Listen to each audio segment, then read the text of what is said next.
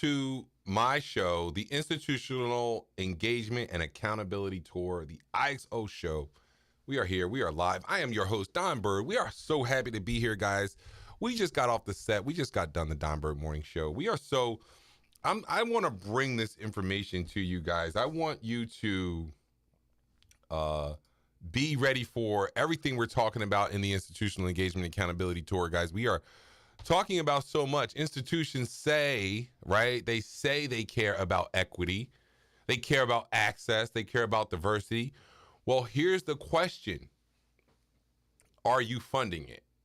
Let me tell you, last show we were talking about your economic allegiances, guys. Now we are going directly to the documents and we are looking at who you care about. And who you care about is who you fund.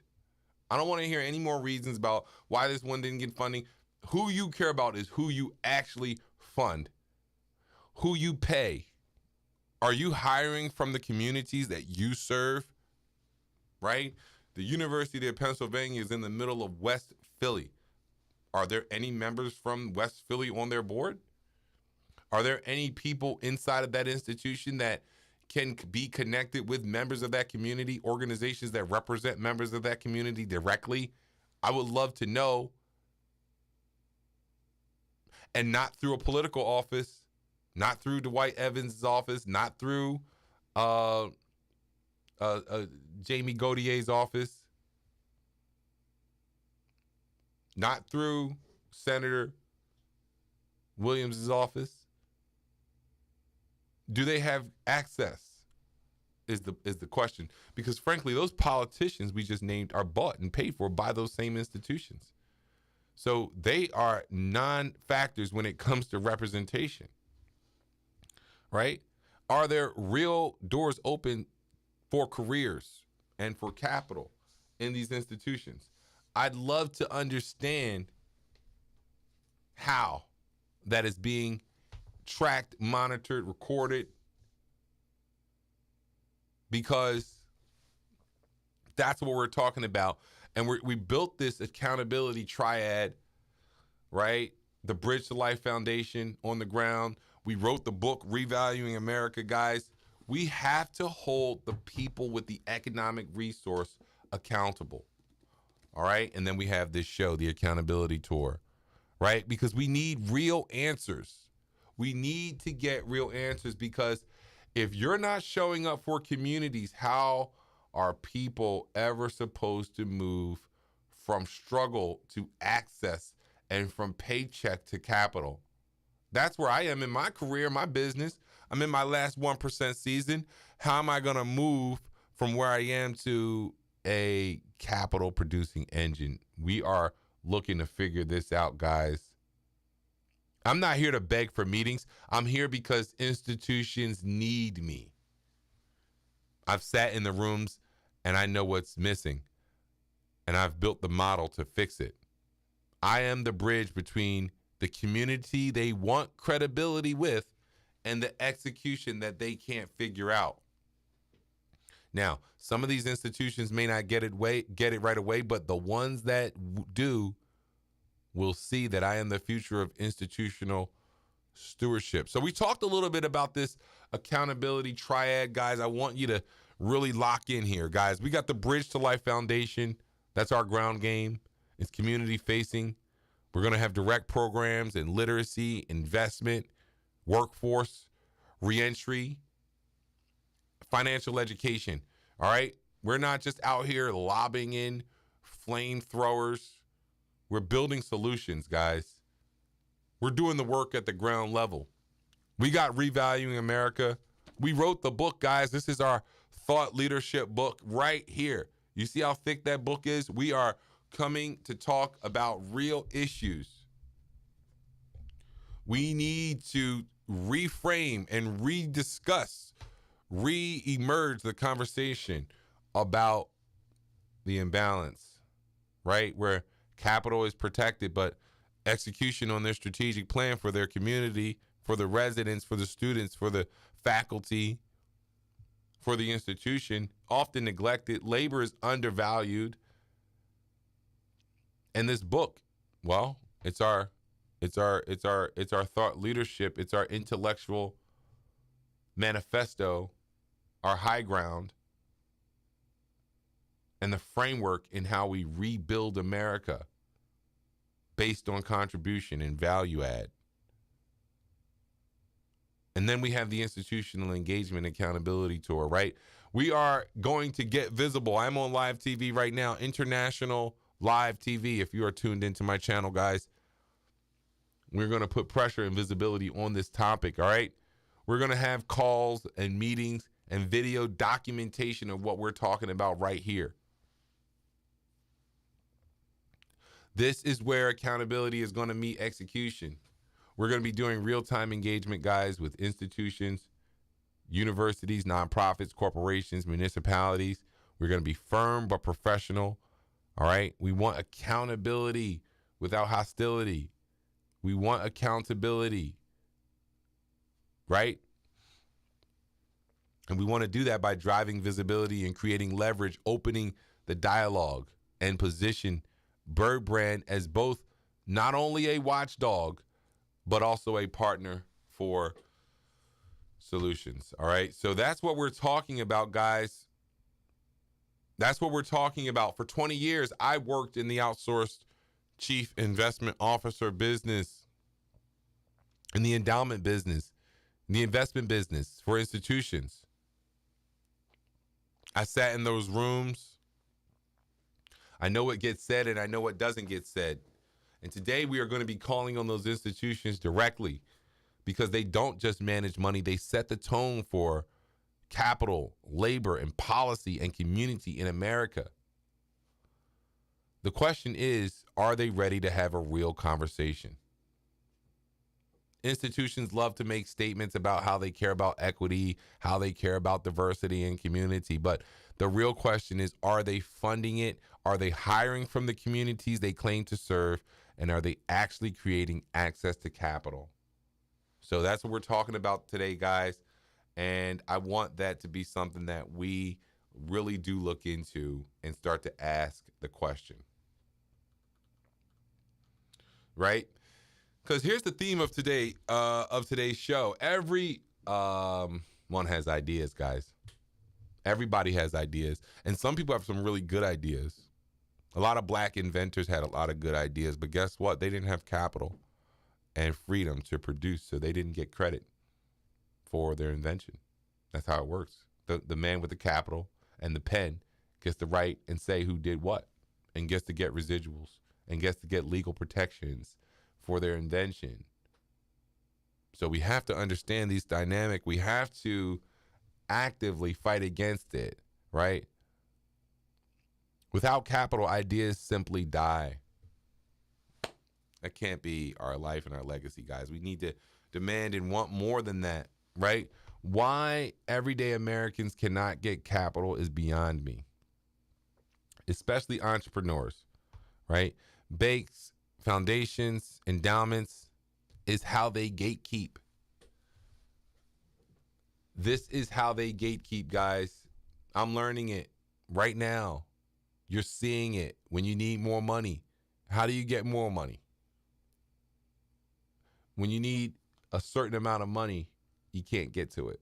Banks, institutions, corporations are gatekeeping on the massive amounts of capital you need to make your dreams come true. So that's what I'm talking about, guys. We're talking about all of these things. Like I said, the triad that we're going to be attacking this with is through the Bridge to Life Foundation, which is our ground game. We have the book, which is our framework, Revaluing America. And we have the accountability tour, which is what I'm doing right now, pressure and visibility. All right. We're going to be calling institutions. We're going to film it. We're going to put it on the record. If you mean what you say, you'll engage. And if not, the silence and your economic decisions will speak for itself. That's the only leverage that we have. What do you want for your institution, for your community, and for the culture? And if it's not designed for us to succeed, then it needs to be said out loud, because the gatekeepers that exist today are playing a smoke and mirrors game with us. The only way to get capital is from corporations, institutions. All right? endowments, foundations, and banks.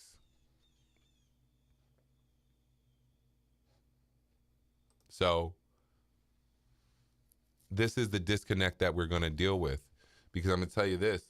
Why don't you know anyone that sits inside of these institutions? You don't even know that they're here. And then if you knew they were there because there's a building on the corner, do you know that how they're run, how they're structured? Do you know that a board that doesn't work at the school or the institution that actually is the governing body? Do you know that you can't walk into a building and find out who's actually in charge? You can't do it because it's a structure. It's an interesting structure on how they are run. And I look at the board members on Villanova University's board. I look at the board members at the University of Pennsylvania. And as someone who has been in the endowment investment business, the institutional investment business, as someone who has been highly educated in this city, who has been living in this city forever, who went and got all of his education inside of the city of Philadelphia on Broad Street, I don't know anyone. I don't know any of these board members. I don't know anyone who is on the Villanova University board. I'm going to read their names in a minute, because we have to understand what we're really asking. All right, let's read some of these names if you're watching, guys. Elizabeth Mazzio, don't know her. Thomas Quinlan, never heard of him. George Coleman, rather common name, and I still don't know a George Coleman. Joe Delaney, you see what I mean? We have to make it our business to get inside of these institutions and get inside of who these people are. There's nothing wrong with these people, but the question is, are we involved with the discussion? Do we have access to these institutions? Christine Dorfler, don't know her. Carolyn Everson, Enrico Gagliotti, Christopher Geesens, Tom Holt, Chris Hizzy, Michael Kazajian, Christina Larson Kelly. Anybody? Leave a 1 in the comments if any name hits you. Any name rings a bell. Michael Corey, Richard Kreider, Christopher J. McGuire, Alfonso Martinez Fonts, Arthur Metzler, Bob Moran, Daniel O'Dea Jr., Ann Roby, Diane Rowan, Saran Sahakian, Eric Scanlon, Susan Ward, Catherine Waters, David Wilkes, Darla Wolf. Guys, nothing against these people. Nothing against these people. But who are they? And why are you not included? That's can you call any of these people? Do you know them? Do you know someone that knows them? If you don't, then you got a serious problem, because you can't talk to Villanova University. You have no access. You have no business with them. You have no standing with them. You simply are just in the same vicinity as their building.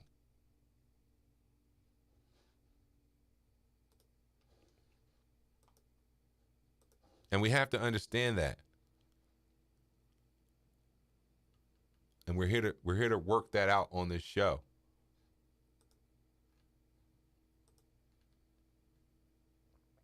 When I think about the access gap, guys, there is a big access gap in what we're talking about. What I just read to you were the names of the people who are in charge of governing the body of university, the Villanova University. We don't know any of those people. Our community cannot access those people. You know what? Just for good measure, let's go to somewhere where I know more people. And I grew up in University City, just north of University City. And, close enough to say that I grew up in the area. And we're going to read off the trustees.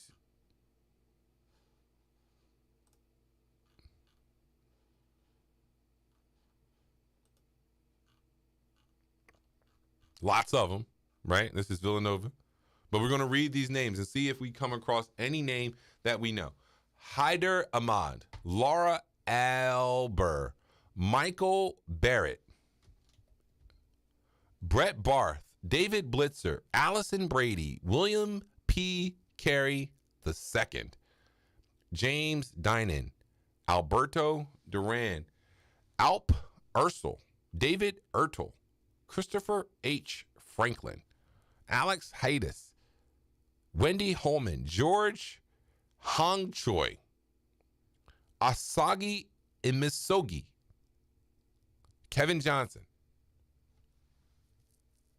Larry Jamison, Lynn Giraffe, Athena Karp, Massey, Joan Lau, Catherine O'Hearn Lyons, Patricia Martin, Mark McMorris, Marshall Mitchell, Cheryl Pisak, Krista Pinola, Julie Platt, who is the vice chair, and then Ramanan Raghavendran is the chair, Jennifer Rodriguez, Theodore Scanlon, Alan, again, if I didn't just like reading names, I would, I mean, it's amazing. Okay, so let's read the emeritus trustees to see if those names ring a bell. Mark Winkleman, Paul Williams, Charles Williams, George Weiss, Roy Vagolis, Krishna Singh, Alvin Shoemaker, Adele Schaefer, Catherine Sachs, James Reap, Ann Reese, Andrew Retchleff, Richard Perry, Elgert Perry, Ronald Perelman. Now, we know the Perelmans at some level, right? The Perelman Center, okay. Mitchell, Andrea Mitchell. I guess that's the Andrea Mitchell. Edward Matthias, Howard Marks. Now, I know, again, these are names that at least ring a bell. I don't know Howard Marks. He's the chairman and owner and founder of Oak Tree Capital Management. William Mack, Robert Levy, William Lauder, Andrea Laporte, Michael Kowalski, James Kim, Stephen Heyman, Andrew Heyer, Janet Haas. Haas is a name around here, Roman Haas. James Green, Joel Greenblatt, which is another name around here. Perry Gulkin, Lee Doty, John Clark, Gloria Chisholm, William Cheung, Susan Catherwood, Gilbert Cassilius, and Judith Bollinger. Now, of all of those names, guys, I'm tired. I need a sip. Of all of those names we just read, we only knew three bigger last names. We knew Howard Marks. We knew the Perelman name. We knew the Haas name. So I ask you, who are these people? Are they your aunts or your uncles? Do you want to go to Temple? I mean, we have time, right? We have time. Let's read Temple. Because it is important to understand the level of access that you have to the leadership, to the institution.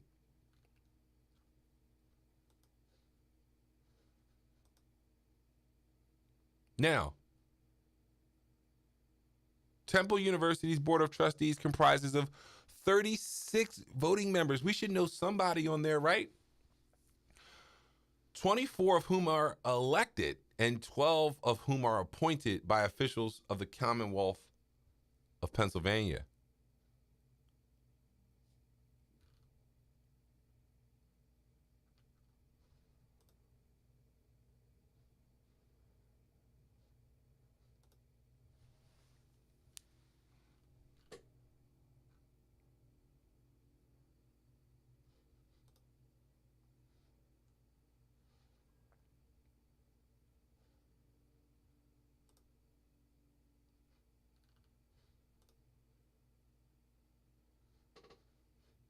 Now,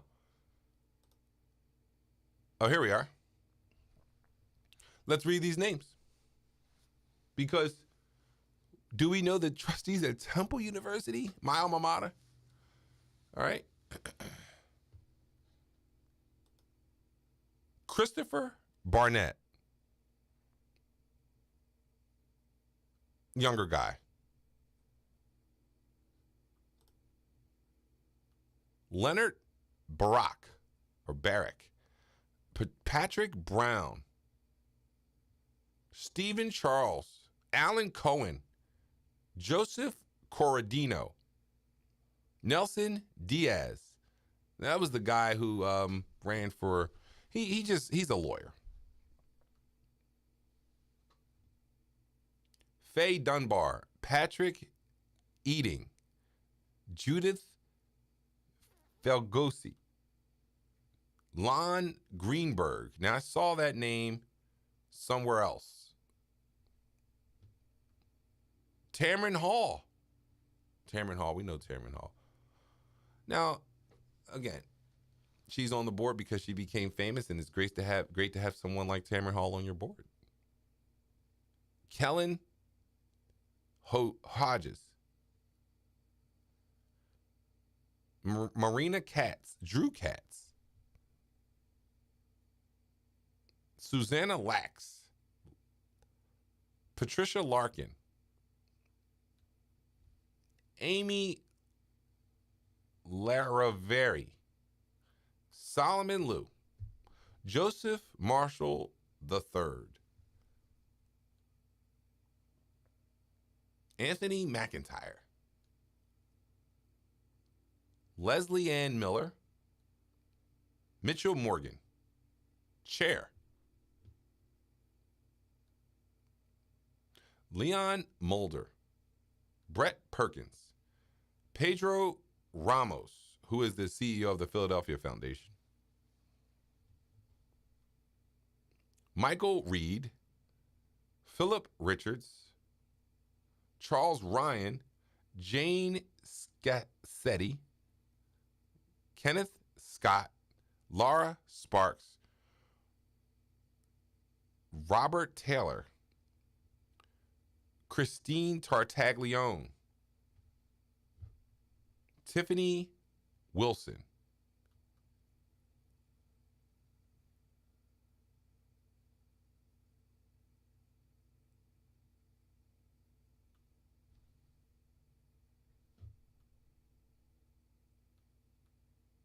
All right, here we are.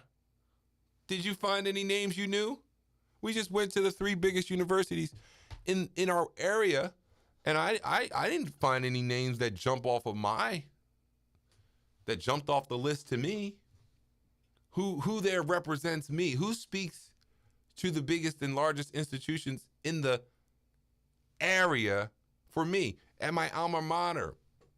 Who speaks for me at my alma mater? Who is on that board representing my interest? Because at some level, aren't they there to represent the public's interest? Let's ask that question. They have to be. They have to be. They are a tax-exempt organization and on a board of a nonprofit organization. So you ask, well, why is this your business? Well, isn't it my business? Right? Who do they represent? I would love to know. So here we are.